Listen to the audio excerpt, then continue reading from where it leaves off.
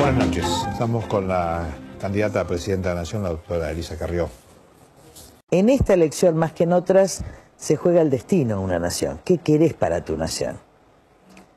Y me parece que si tenemos esa madurez de votar con la conciencia frente al tribunal de nuestras propias conciencias y frente a nuestros hijos, podemos corregir errores del pasado. Si no, será como dice Ladia Blasquez, ¿no? Somos como niños acobardados, con andadores muy gastados, por miedo a querer caminar al futuro. Hay una crítica muy fuerte a la oposición, que no se ha unido para enfrentar al oficialismo. Mire, nosotros en el año 2009 hicimos un enorme esfuerzo para organizar el marco opositor, porque la oposición no es una sola. No es. ¿Sí? Y muchísima gente era kirchnerista y fue opositora por el oportunismo del campo, pero eran kirchneristas hasta el día anterior. Entonces lo que tratamos de hacer nosotros es de organizar un electorado en una elección parlamentaria.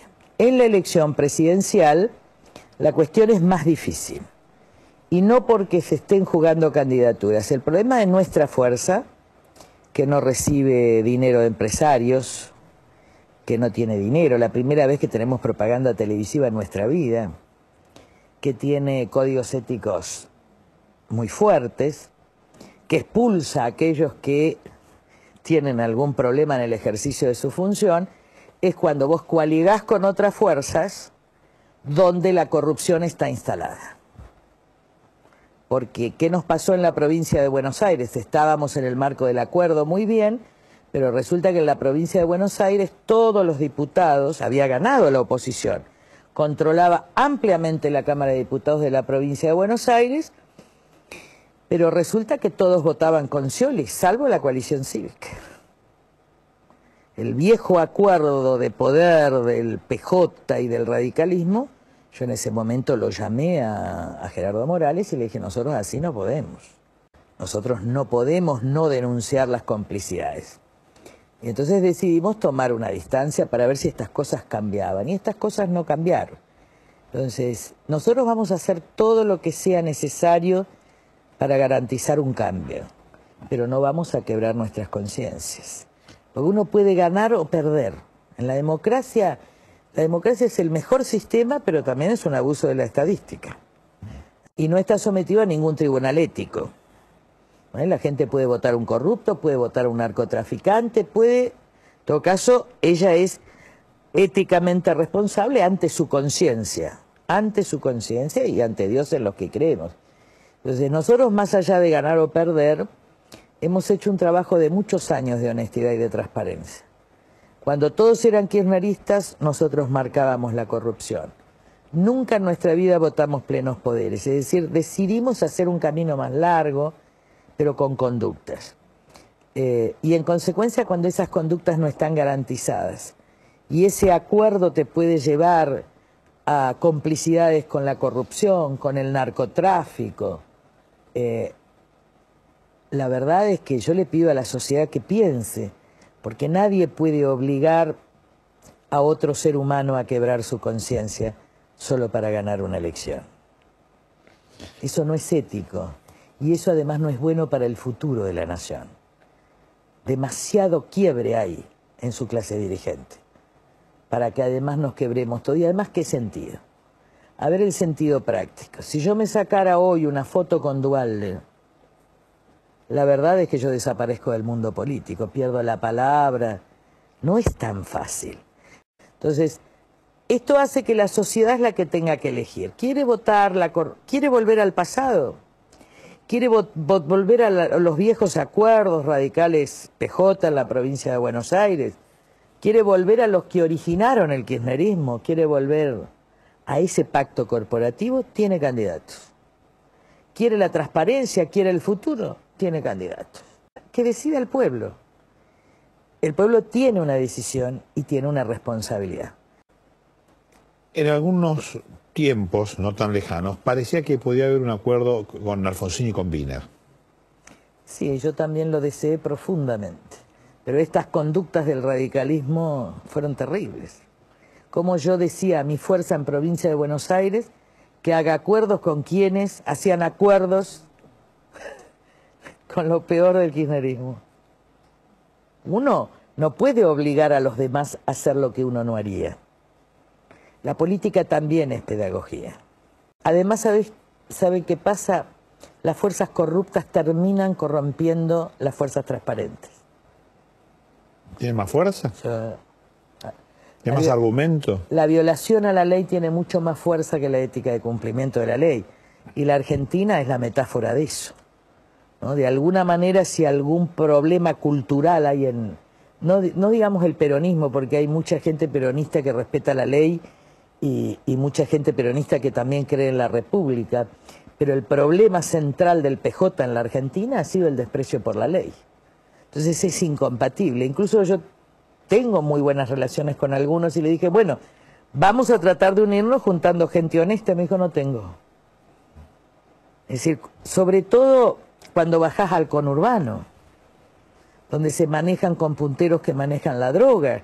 Y en esto no es distinto Kirchner que Duhalde o que otro candidato, es el PJ. Entonces vos tenés divididos los gremios entre dualdistas y kirchneristas, es lo mismo. Y todos los que eran menemistas fueron kirchneristas, todos. Porque cuando el PJ decide su liderazgo, el que pierde se retira y todos son oficialistas. Supongamos que en la segunda vuelta se enfrentaran Cristina y Duhalde. Sería una reedición de una interna que pondría a toda la nación, la no peronista, la independiente, a dirimir una interna del PJ. Nosotros no estamos dispuestos a eso ya. ¿Y si pasa eso qué? A ver, supongamos que gane Cristina. Sí, y que llega una segunda vuelta con Duhalde. Muy bien, y gana Cristina la segunda vuelta. Todos los diputados pasan a ser PJ oficialista. Es decir, que vamos a tener una Cámara mayoritariamente kirchnerista, en el sentido de PJ oficialista. Y si ganara Duhalde pasaría lo mismo. Con lo cual lo que podemos conseguir es que tengamos Senado y diputado hegemónico en manos del PJ.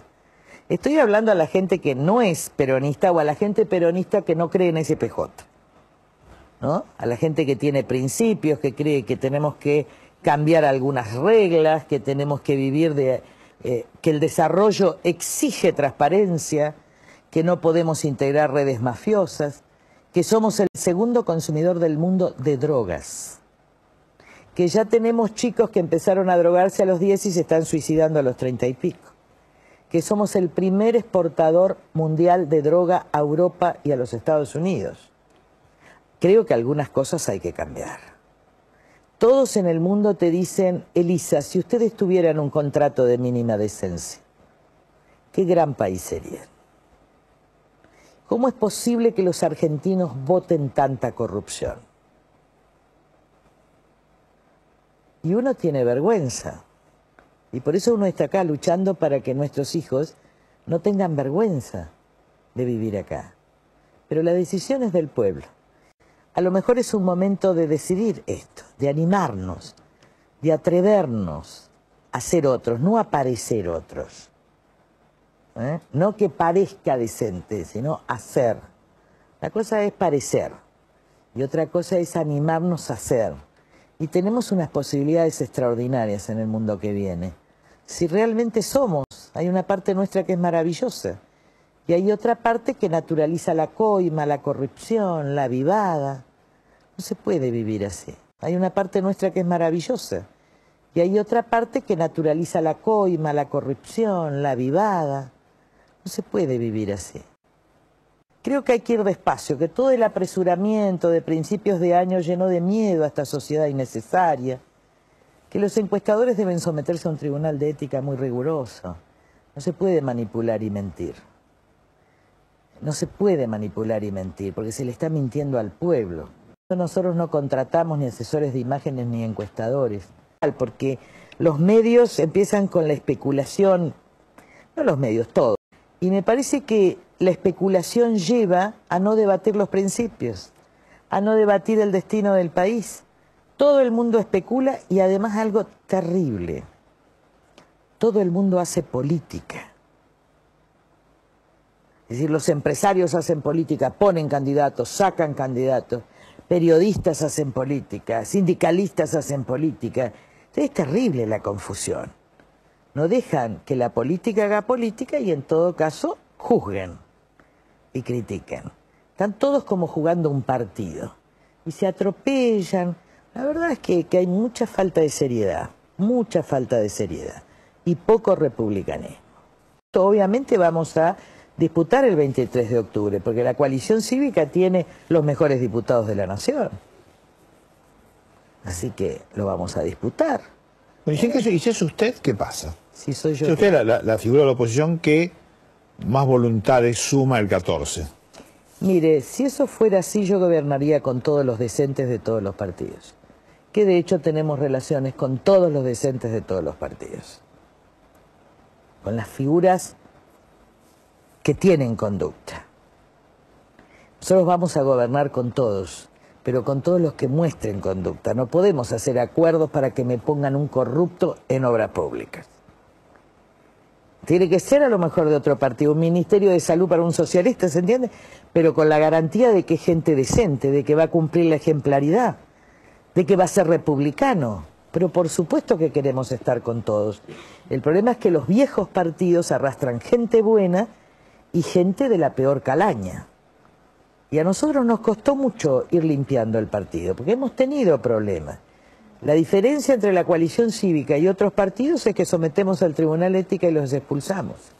En cambio los otros acumulan y estos van cambiando las prácticas, ¿no? En realidad los corruptos que permanecen y no son sancionados van cambiando las prácticas de los partidos.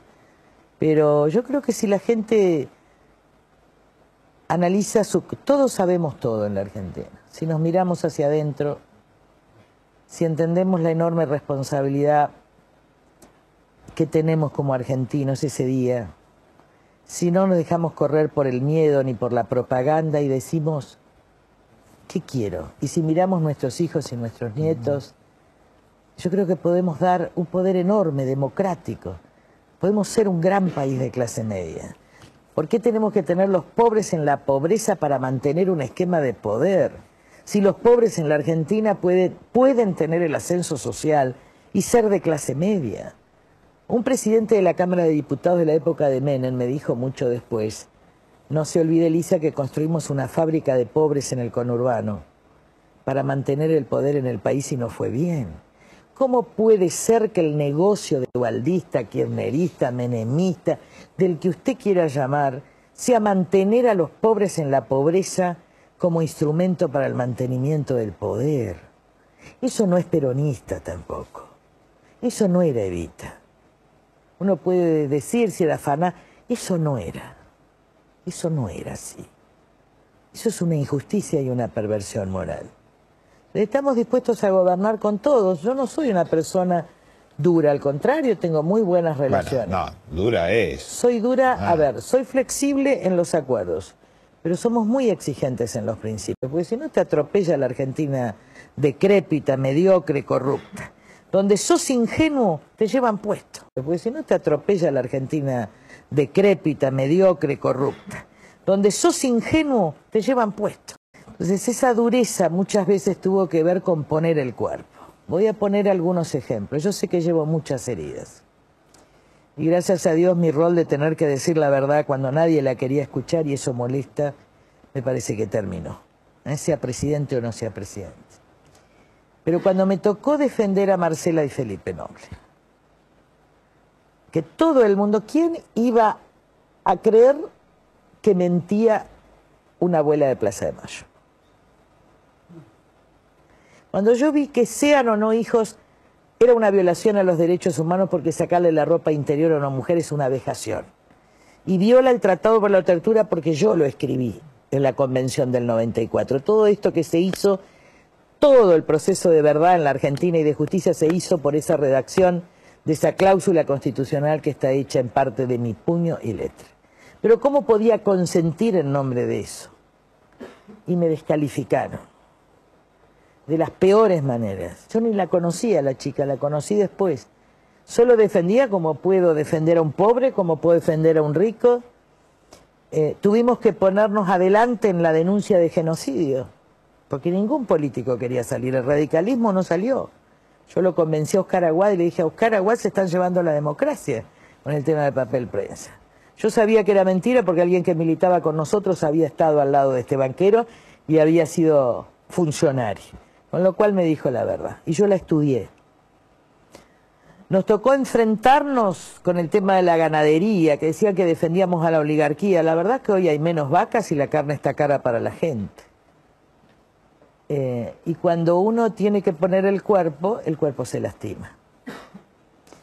Y el poder siempre dijo Carrió denuncia. Lo cierto es que después era verdad. No había justicia porque la justicia era kirchnerista, pero era verdad. Joclender, la corrupción de este gobierno.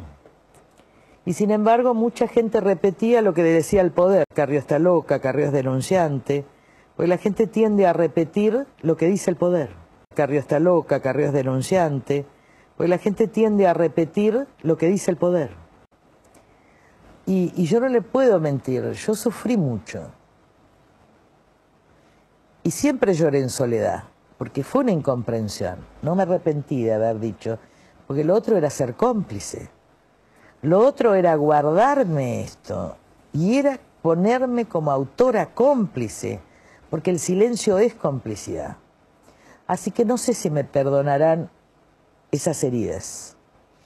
No hay sé. una discusión en torno del doctor Zaffaroni, integrante de la Corte Suprema. Sí. Miren, yo lo conozco a Zaffaroni hace muchísimos años. Es brillante. Pero los jueces tienen que tener una conducta privada y una conducta pública coincidente. Y su conducta privada en muchísimos aspectos es terrible. Entonces, si él quiere ser un excéntrico y tener burdeles, él es demasiado inteligente para no saber que 6 de sus departamentos estaban alquilados a la prostitución. Y si no lo sabía, debía saberlo. Un juez de la Corte debía saberlo. También debe saber que no puede hacer campaña por un gobierno. Y eso no quita que sea brillante. En nada. Pero uno tiene que tener otra conducta. Ahora, tampoco estoy de acuerdo con Ricardo Alfonsín en que se le pida la renuncia. En la República uno le pide la renuncia a un ministro. Es como en los sistemas parlamentarios, dice, hay que remover al jefe de gabinete, tiene que renunciar por responsabilidad al ministro de Transporte. Pero uno nunca le puede pedir la renuncia a un juez. El mecanismo constitucional es pedirle juicio político. Entonces, lo que hizo Patricia Bullrich en su momento cuando este hombre hacía actos a favor del kirchnerismo en el conurbano, fue citarlo para que explique, porque desprestigia a la Corte, que nos costó tanto volver a construir. Yo he luchado, yo soy la autora de todos los juicios políticos contra la anterior Corte. Entonces, había que cuidar ese prestigio, no solo el de él. Después pedimos citación para que explique esto, y después pediremos fuera de campaña, los diputados pedirán juicio político si eso amerita. En campaña jamás. No se usa esto para protagonizar, porque en el medio está la Corte, están las instituciones, están otros jueces que deben estar muy avergonzados, y que yo sé que están muy avergonzados de muchas conductas de Zaffaroni. Pero este no es el momento. La otra posibilidad que dan las elecciones es la reelección de la doctora Fernández de Kirchner. Bueno, ahí la única garantía de ser opositores somos nosotros. Si ganara Cristina y el candidato o candidata de la oposición perdiera, ¿quiénes creen ustedes que lo van a defender desde la Cámara de Diputados?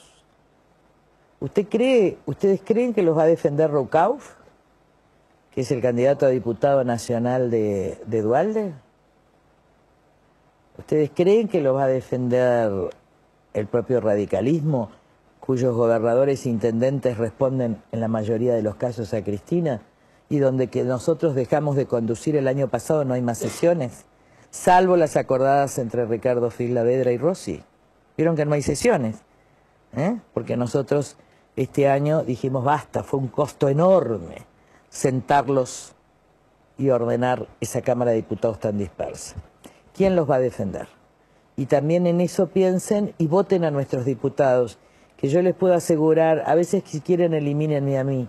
Miren, si yo soy presidente lo soy por 4 años, porque creo en la no reelección.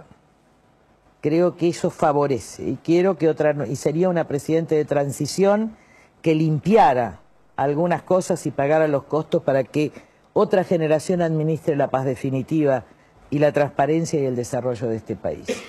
Si no me tocara ser presidente, yo ya creo que hay muchos buenos líderes.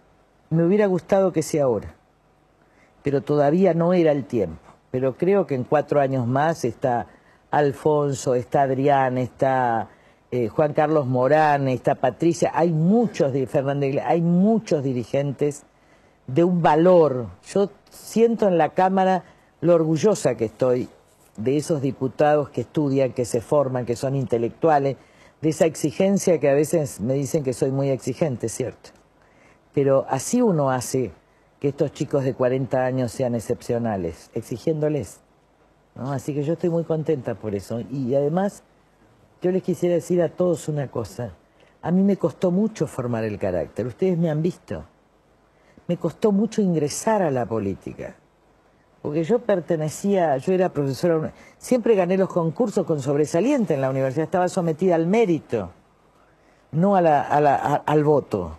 Me costó mucho dejar mi casa, me costó mucho con mi familia, y ese cierto de desequilibrio de una mujer que de repente se ve teniendo que poner el cuerpo fue muy difícil. Y ahora ya pasó. Mis hijos, gracias a Dios, son divinos, pero no hubieran podido ser así. Y yo tengo esa paz interior enorme de haber hecho todo lo posible. Todo, de haber entregado todo y de que muchos se entregaran todo. Ahora, después, uno puede ganar y perder. Lo que no puede perder nunca es la dignidad personal. Uno puede ganar y perder. Lo que no puede perder nunca es la dignidad personal. Doctora Elisa Carrió, muchas gracias. No, al contrario. Hacemos la pausa. ¿Y si es como nos decían de chicos, que la honestidad, los valores y la ética están primero? ¿Y si es como nos decían nuestros abuelos, que antes que nada están los principios y que todo lo demás viene después? A lo mejor descubrimos que la justicia y la transparencia generan desarrollo, y a lo mejor descubrimos justo a tiempo que cualquier modelo se viene abajo cuando aparece la corrupción. El momento es ahora. Vamos a las urnas. Y si vos querés, vamos en busca de una Argentina mejor. Votá Lilita Pérez Vice. Votá limpio. Elegí futuro. Lista 47A.